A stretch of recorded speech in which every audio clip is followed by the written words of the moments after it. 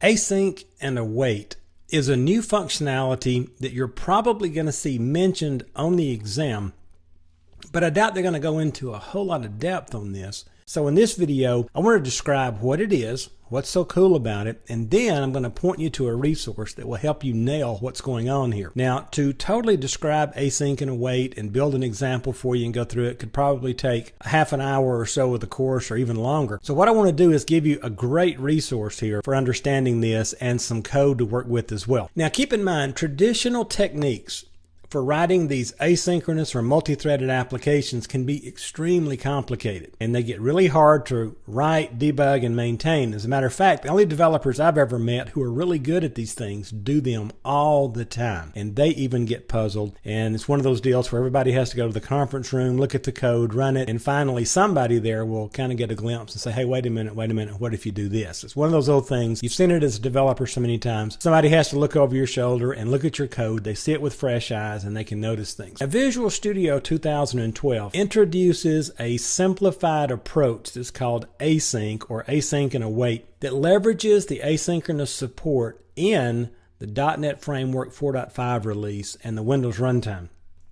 Now, this is really cool stuff. The compiler is going to do a lot of the difficult work in the background that the developer used to have to figure out and manage. And your application retains a logical structure that resembles synchronous code, because you're going to write one method that is going to basically work asynchronously, but you're never going to mention threads. You're going to use the terms async and await. You get all the advantages of asynchronous programming with a fraction of the effort. And really, it's an organizational thing to try to get your brain wrapped around. Keep in mind, async is a method modifier. We're going to tag a method as an async method, and that is going to tell the method that you can run to a certain point, and then we're going to use await within that method, and that is going to identify suspension points where async needs to stop and wait for await to do its business. Bottom line, await tells the compiler that the async method can't continue past this certain point until the awaited asynchronous process is complete. And in the meantime, control returns to the caller of the async method so other parts of the program can still run. Now, if you go back to that simple little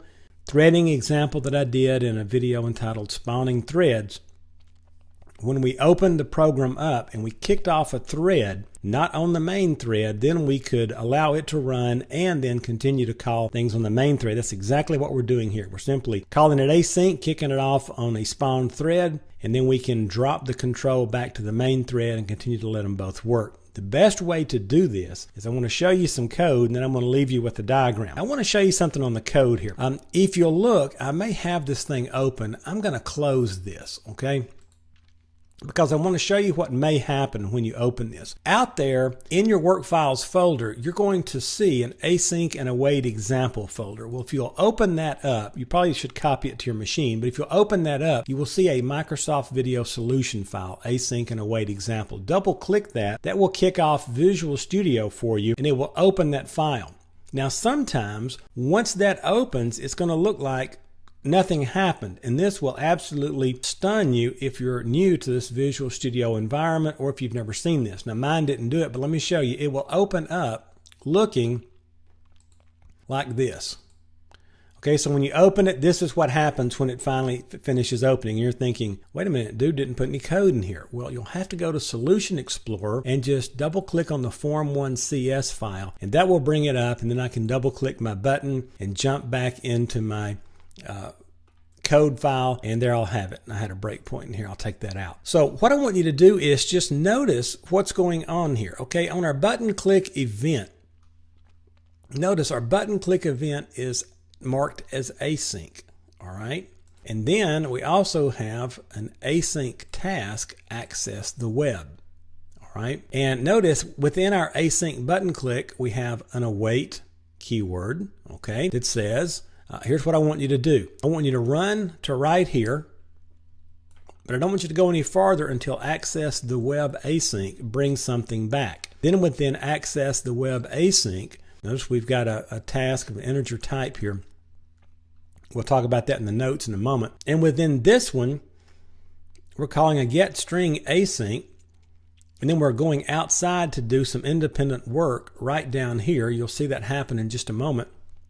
And then right down here we have another await, we're waiting on this get string task that we called right here. And once that comes back, we'll return the URL contents for the length, and we'll jump back up here and we'll continue to process from right here. Now, if all that sounds confusing, it's only because it is, and it'll take a while to get your head around this. Let me run this and show you what's going to happen. First of all, you're going to have to put a using statement up here, system.net.http, but that's not going to solve your problem because you don't have a reference to that. We're doing a web function out of a Windows Forms application. This is kind of a neat thing to see if you've never seen this, meaning we need to set a reference to this namespace.